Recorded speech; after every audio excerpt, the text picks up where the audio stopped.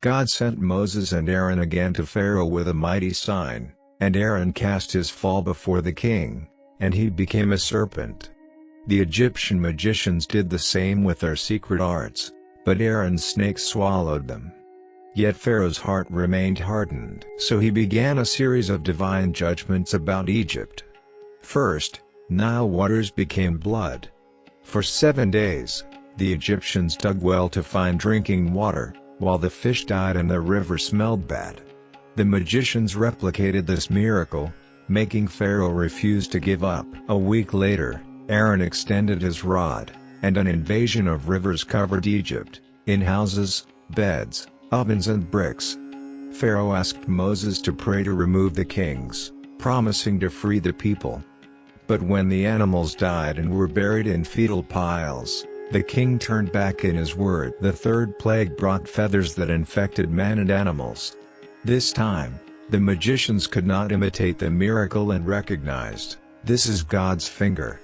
But Pharaoh remained persistent. Hundreds of virulent flies came later, filling the houses of Egypt, but saving the land of Goshen, where the Israelites lived. Pharaoh tried to negotiate, offer sacrifices right here. But Moses insisted, "We need to go 3 days' journey in the desert."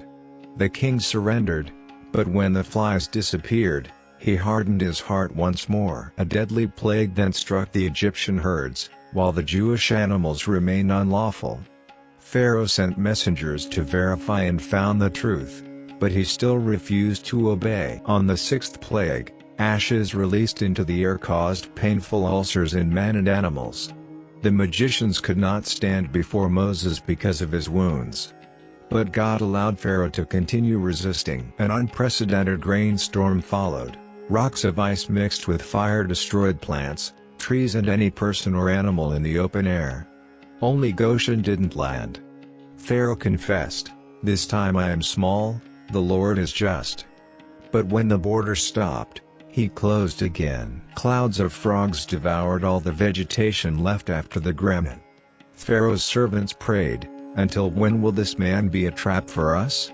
The king tried to negotiate, "Only men can go to worship." When Moses refused, the frogs came, and Pharaoh hastily called Moses and Aaron, "I have sinned against Yahweh your God." But after the frogs were carried out by the wind, his heart hardened again. The 9th plague brought thick darkness upon Egypt for 3 days, so dense that the Egyptians could not see each other or leave the house. But the Israelis had light in their rooms. Pharaoh called out to Moses, "They will worship, but leave their flocks." Moses answered, "We need all the animals for our sacrifices."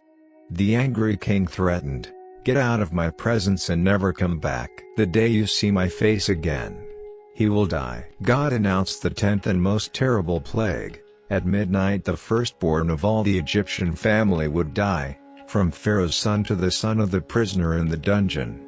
But there would be an escape route for the Israelis. Moses instructed the people to take a male lamb without blemish for their family, to sacrifice him at evening, and to mark the doors with his blood. They would eat the meat and eat it with unleavened bread and bitter herbs, dressed in panties to travel.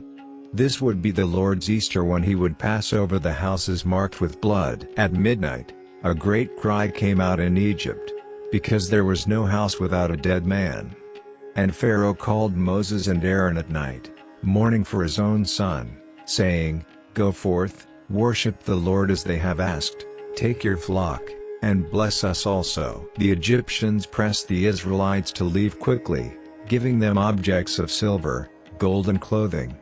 After 430 years in Egypt, about 600,000 Israeli men, without counting women and children, besides a mixed crowd and many flocks, left Ramesses toward Succoth. God guided them day by a column of cloud and night by a column of fire. When Pharaoh, again changing his mind, left in pursuit with all his army and war cars, the Israelis were surrounded in front of the Red Sea. And the people cried out to Moses in terror. But he said, "Fear not, be firm, and see the deliverance of the Lord." And the pillar of cloud stood between the Egyptians and the Israelites, bringing darkness to one another, and light to another. Moses stretched out his hand over the sea, and a strong east wind divided the waters all night, forming liquid walls on both sides of a dry road. All the people of Israel have crossed safely. When the Egyptians followed them, God brake their wheels and caused confusion in his army. At dawn Moses stretched out his hand again, and the waters returned with strength, drowning all Pharaoh's army. Israel saw the bodies of the Egyptians on the beach, and feared Yahweh, believing in Moses his servant. And Moses and the people sang a song of victory, saying, I will sing unto the Lord, for he hath triumphed gloriously, he hath cast a horse and a knight into the sea.